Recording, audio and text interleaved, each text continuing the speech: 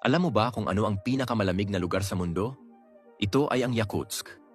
Dito, ang kumukulong tubig ay nagiging mga snowflake agad kapag itinapon sa hangin, ang mga saging ay nagiging pangpukpok sa labas, at ang mga hiwa ng karne ay agad na dumikit sa mga bakal na poste.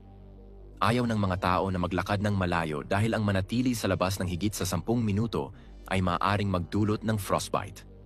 Ang mga sasakyan ay pinanatiling umaandar dahil mahirap itong i-restart kapag pinatay. Ang karaniwang taunang temperatura sa Yakutsk ay -8 degrees Celsius, na may pinakamababang na itala na -64 na degrees. Napakahirap ng pamumuhay dito. Kailangan ng mga tao na magsuot ng maraming patong ng damit bago lumabas, na umabot ng higit sa 10 kilo ang kabuuang timbang. Sa mga outdoor na aktibidad, ang mga mata lamang ang nakalantad. Madali ring magka-frostbite ang iba pang bahagi ng katawan. Para sa mga